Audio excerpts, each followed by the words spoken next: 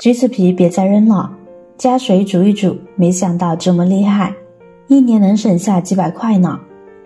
相信很多朋友呢都知道橘子皮特别有营养，但究竟该怎么处理，怎么用，却是一点不知道。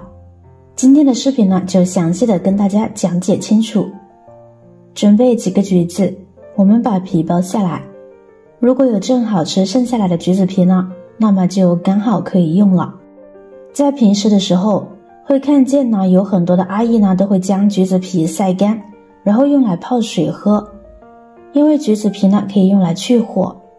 今天的做法呢效果差不多，不过过程呢会更简单更省事。橘子剥完皮之后呢，先把橘子果肉放到一旁，橘子果肉这个时候呢可以吃掉，也可以等一会儿再吃。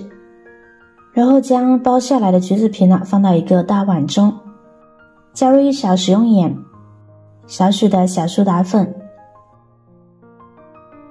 再加入适量的清水没过橘皮。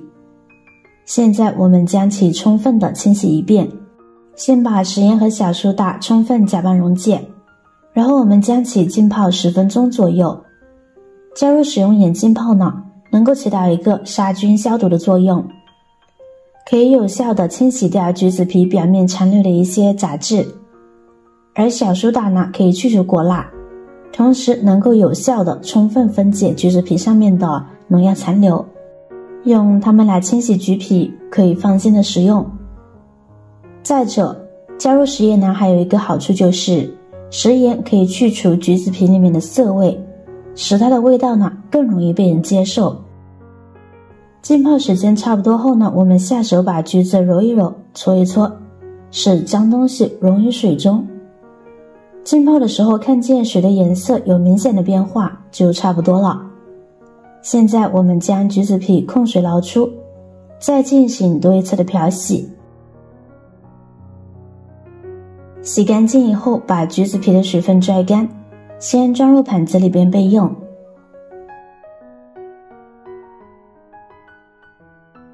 接下来再来处理一下橘子的搭档萝卜。准备一根萝卜，去掉头尾。白萝卜同样用清水呢给它清洗一下。白萝卜是不需要去皮的，因为萝卜皮的营养呢并不亚于萝卜本身，它们二者有异曲同工之妙，所以只需要用食盐给它搓洗干净就行。特别是萝卜皮上凹凸的地方着重清洗。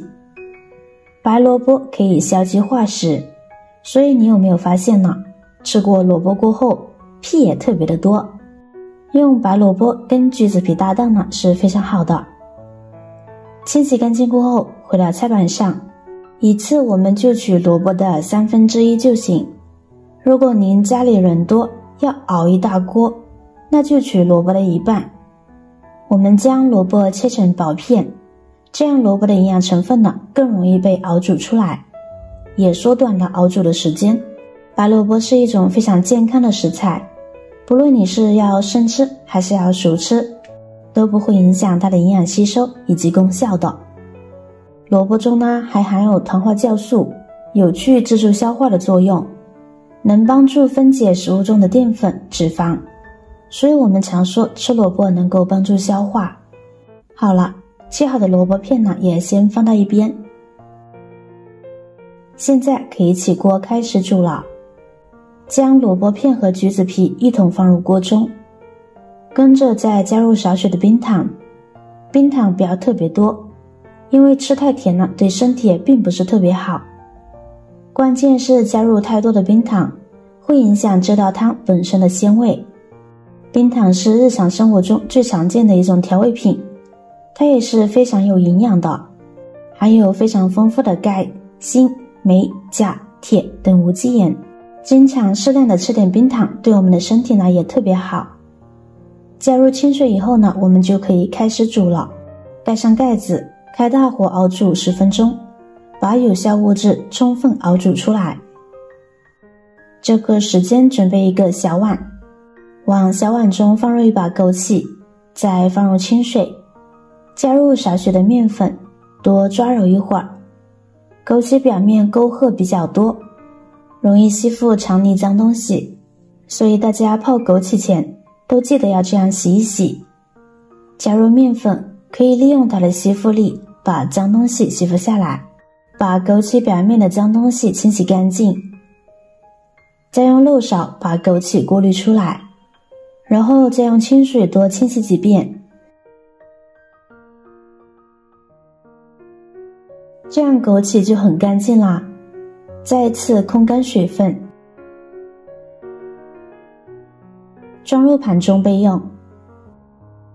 这会儿我们来看看这边，煮的差不多了，枸杞呢这会儿可以加进来了。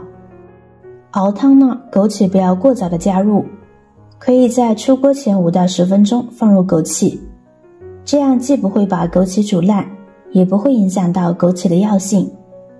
因为过长的浸泡煮汤时间呢，会使药效中的微量元素呢流失掉，所以一般来说，煲汤呢在出锅前5到10分钟呢放枸杞最合适。亲爱的朋友们，制作视频不易，您的每一个留言和每一个点赞、关注都是我前进的动力，请您给我点个赞吧，感谢您的支持。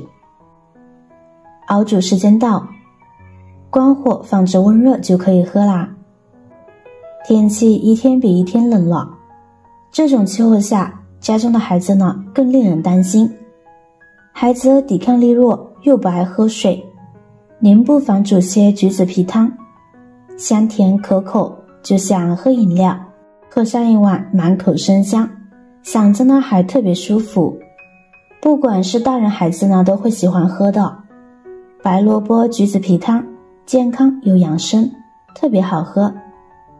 橘子皮和萝卜呢都有理气的作用，吃晚饭不消化，喝上一杯，理气消胀的作用呢十分明显。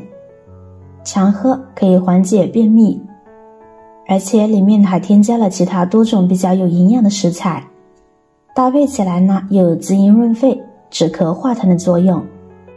橘子皮和萝卜可以重复烧3到5次，就是每次喝完汤加入适量的清水，同样的方法熬煮，过滤出来的汤舀出来呢就可以喝了，简单省力。橘子皮汤的做法简单，自从学会了这个做法，想想以前扔掉的橘子皮，真是可惜了。橘子皮汤您学会了吗？也试试看吧。好了，今天的视频内容呢就分享完了。如果您看了视频也觉得有食欲的话，记得点赞、转发、分享哦，希望可以帮助到更多的朋友。点击我的视频头像，还可以观看更多的美食和生活技巧。每天呢都会分享不同的精彩视频，别忘了关注我哟。感谢您的支持，我是乐乐妈，我们下个视频见。